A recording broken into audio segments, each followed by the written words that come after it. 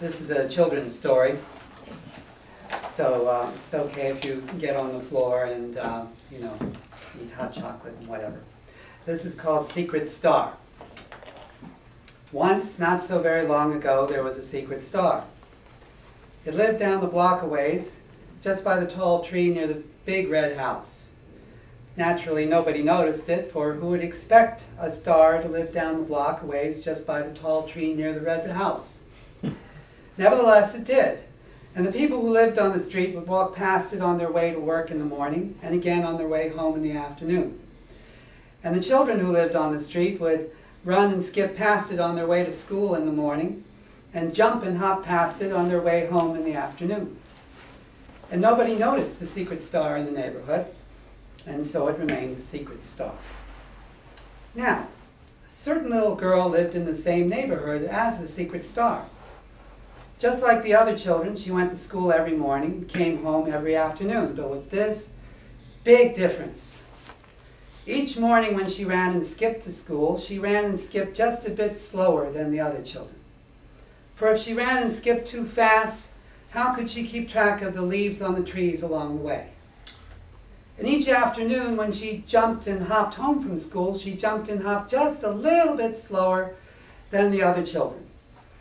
For if she jumped and hopped too fast, how could she keep track of the petals on the butterflies, on the buttercups along the way?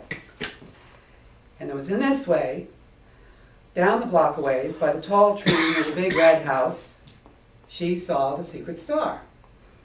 It was sitting there munching an apple. As usual, nobody had noticed it, and the secret star, noticing that someone had noticed it at last, looked at the little girl with mild surprise and blinked twice. Stars don't talk. And the little girl looked at the secret star. She didn't know quite what it was exactly, and she didn't know quite how it was exactly. She just knew that it was, and that was fine for the time being. And she picked up the secret star and took it home. And here is what happened.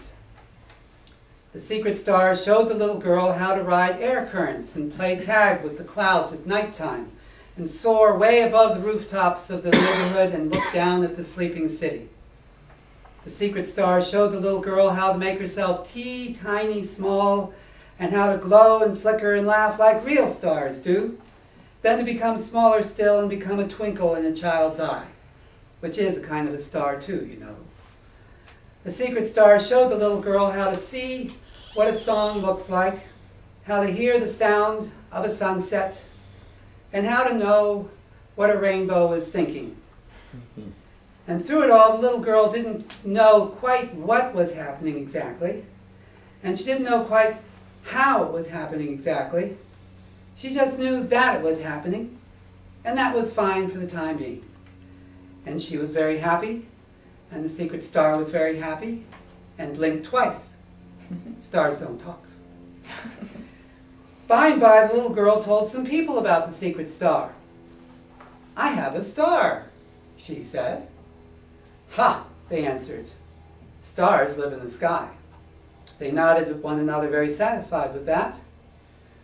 "I found him down the block a ways," she said, "just by the tall tree near the big red house." "Ha ha," they replied. "There are no stars by that big red house, or by the tall tree, or even down the block a ways. We checked there for stars just this morning, and there are absolutely none, so we know." And on that last word, "no," which also too often means no, they nodded at one another a second time. "He was eating an apple," she said. "He showed me how to twinkle." "Ha, ha, ha," they said. And by now they were nodding at each other a third, fourth, fifth, and 17th time. Just your imagination. When the little girl got home, she found the secret star sitting in her room, sipping apple juice through a straw. "Stars live in the sky," she said to the star. The secret star stopped in the middle of a sip, looked puzzled, and faded slightly.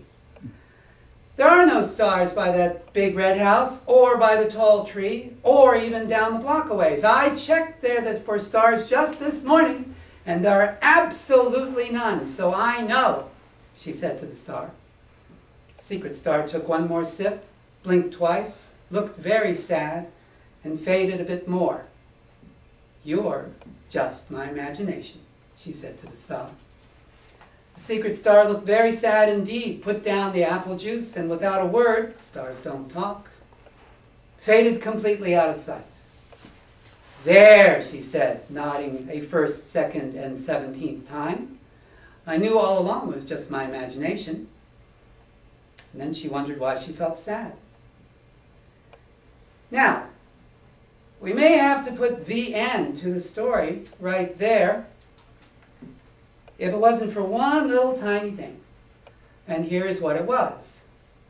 You see, the secret star had left something behind just before fading away. Stardust. It was all purple and silky and of the sky and the night, and not at all like regular dust which makes you sneeze and blow your nose. No. The little girl looked at the stardust as it snuggled about her and swirled up and around her. She didn't know quite what it was exactly, and she didn't know quite how it was exactly. She just knew that it was, and that puzzled her because for something that was just her imagination, it sure felt real. Just then, a friend walked in the room and saw the little girl and the purple stardust. "What a pretty purple dress," said the friend. "Thank you," said the little girl, thinking, "Of course, it's my beautiful purple dress. How silly of me to think it was something else." And she didn't think about it again. Days passed.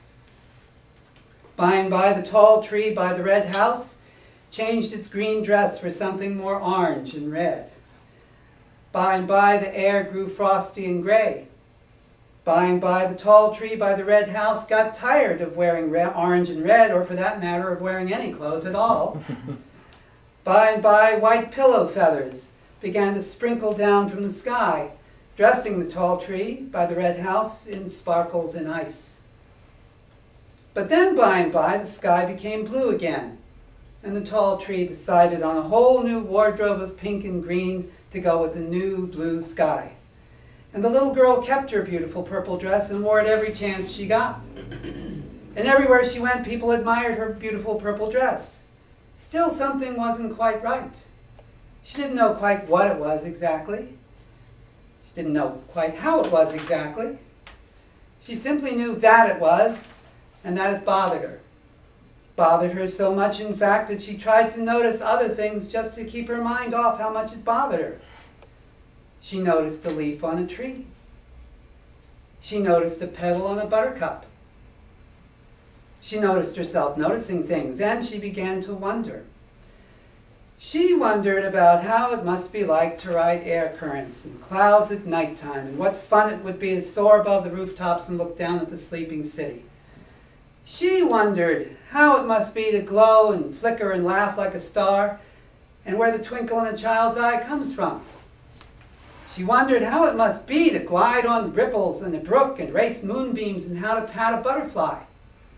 She wondered what it must be like to see a song, hear a sunset, or know what a rainbow is thinking. And one day, down the block a ways, by the tall tree near the big red house, the little girl saw the secret star. It was sitting there eating apple-flavored yogurt. It looked at the little girl with mild surprise and blinked twice. And the little girl looked at the secret star. She didn't know quite what it was exactly. She didn't know quite how it was exactly. She simply knew that it was, and that was fine for the time being. And she picked up the secret star and took it home. And the little girl was very happy, and the secret star was very happy, and blinked twice. Stars don't talk. Wow.